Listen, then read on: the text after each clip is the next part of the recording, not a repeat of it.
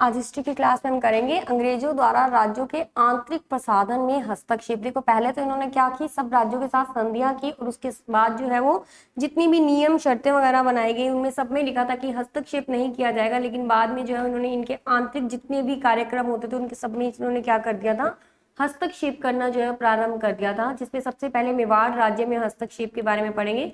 तो सबसे पहले कर्नल टोड ने क्या किया था, आर्थिक सुधार स्थिति सुधारने के नाम पर शासन प्रबंध जो है वो अपने हाथ में लिया था। तो सबसे पहला हस्तक्षेप जो था करने वाले व्यक्ति कौन थे, कर्नल टॉड थे। तो सबसे पहले कर्नल टॉड ने क्या किया था, आर्थिक स्थिति यानी कि इकोनॉमिक स्टेटस जो है वो उसको डेवलप करने के नाम पर जो है वो शासन क्या कर लिया, उसका प्रबंध जो है मैनेजमेंट है वो अपने हाथ में ले लिया था। कौन से राज्य का, मेवाड़ राज्य का।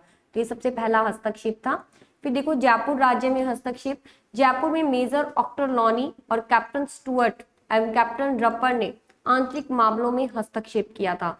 जयपुर में किसने किया था, मेजर ऑक्टरलॉनी, कैप्टन स्टुअर्ट और कैप्टन रपर। इन्होंने क्या किया था, आंतरिक मामले जो होते हैं उनके अंदर जो है इन्होंने हस्तक्षेप करना शुरू कर दिया था। 1839 में जयपुर का शासन चलाने के लिए एक रिजेंसी काउंसिल गठित की गई।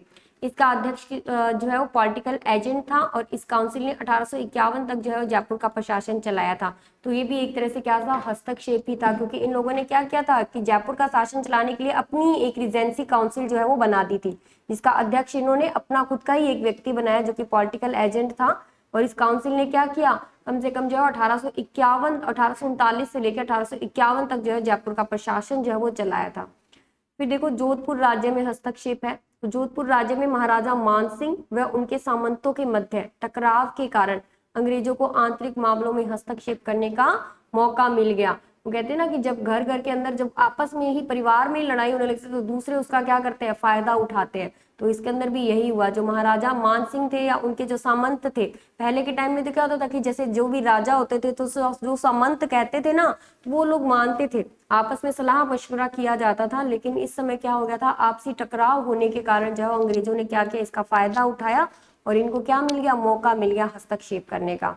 तो ये हुआ जोधपुर के अंदर। घुड़सवारों के बदले में मांगी गई राशि ना देने पर जोधपुर राज्य के भाग पर अंग्रेजों ने क्या कर लिया था, अधिकार कर लिया था। इन्होंने क्या किया था, घुड़सवारों के बदले में जो है वो इन्होंने कई राशि मांगी थी जो इन्होंने जोधपुर वालों ने नहीं दी, राजा ने नहीं दी। तो इसकी वजह से इन्होंने क्या कर लिया, जोधपुर पर अपना अधिकार कर लिया।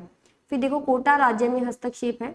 जालिम सिंह के वंशज मदन सिंह ने 1836 में अपनी जान का खतरा बताकर एक अंग्रेजी सैन्य टुकड़ी कोटा में रखवाने की व्यवस्था करवा ली। अब सैन्य टुकड़ी ले तो ली, लेकिन लेने के लिए क्या करेंगे, वो खर्च तो इसका मांगेंगे, ठीक है, और वो दे नहीं पाते थे। दे नहीं पाने के कारण क्या है, उन्होंने हस्तक्षेप करना शुरू कर दिया। तो ये सैन्य टुकड़ी जो है कोटा में रखवाने की व्यवस्था करवा ली और इस टुकड़ी का नाम इन्होंने क्या रखवाया था, कोटा रेजिडेंट, कोटा कंजिजेंट, ठीक है। इसका खर्च कोटा राज्य को देना पड़ा तथा बाद में राज्य से 2 लाख रुपए वार्षिक लेना जो है वो उन्होंने तय कर लिया कि जब तक आप इसको रखोगे तब तक जो है वो आपको 2 लाख रुपए जो है वार्षिक जो है वो कर देना पड़ेगा एक तरह से। तो इसी वजह से क्या है, इन्होंने हस्तक्षेप करना शुरू कर दिया। फिर भरतपुर राज्य में हस्तक्षेप है। तो बलदेव सिंह के शासनकाल 1823 से 25 के बीच में क्या है, अंग्रेज भरतपुर के मामले में भी हस्तक्षेप करने लगे। बलदेव सिंह की मृत्यु के बाद दुर्जन साल ने कंपनी के आदेश मानने से इनकार कर दिया। तो अंग्रेजों ने जनवरी 1826 में पहली बार भरतपुर के किले पर अधिकार कर लिया।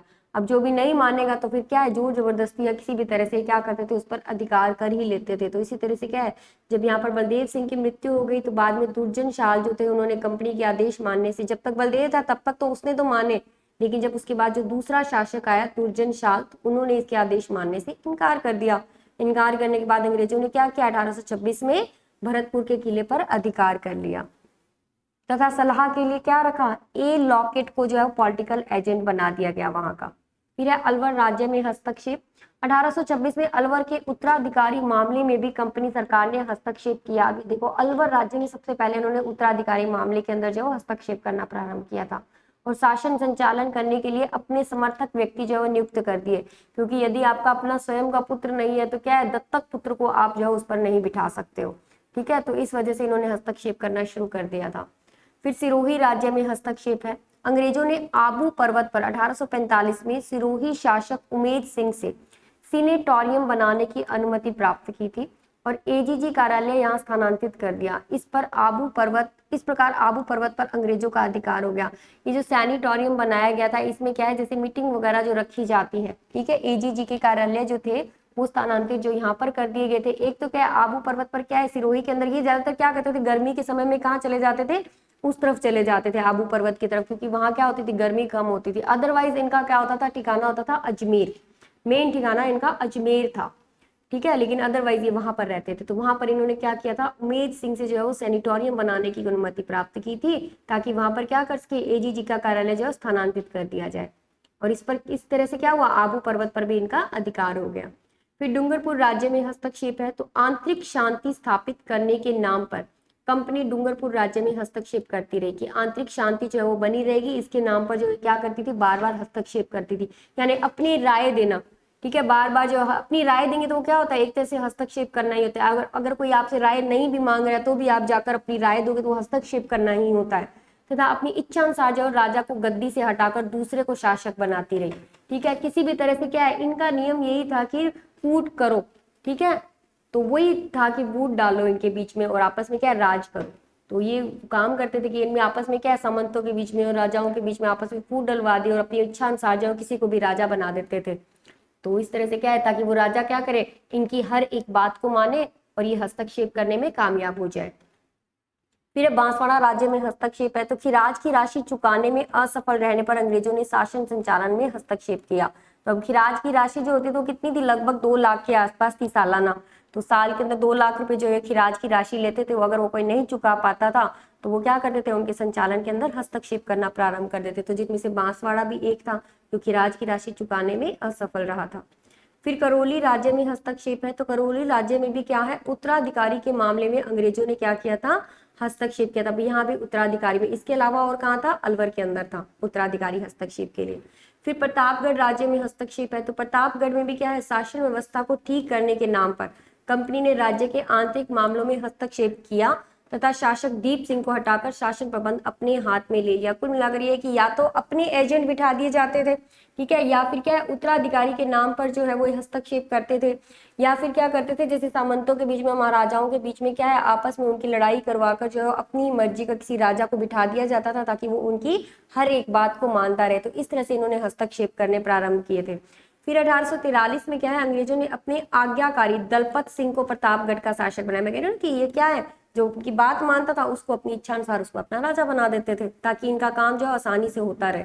फिर बूंदी राज्य में हस्तक्षेप है, तो बूंदी के महाराव राम सिंह के नाबालिग होने को आधार बनाकर, अब नाबालिग ये तो नहीं है कि वो दत्तक पुत्र लिया हुआ है, लेकिन नाबालिग है तो भी वो क्या कर रहे हैं, कर्नल टूड को जो उसका संरक्षक बना दिया, जबकि उन्हीं के परिवार के भी किसी सदस्य को बना सकते थे, लेकिन इन्होंने क्या किया, अपने ही किसी एक व्यक्ति को क्या बना दिया, उसका संरक्षक बना दिया। तो ये भी एक तरह का क्या था, हस्तक्षेप था।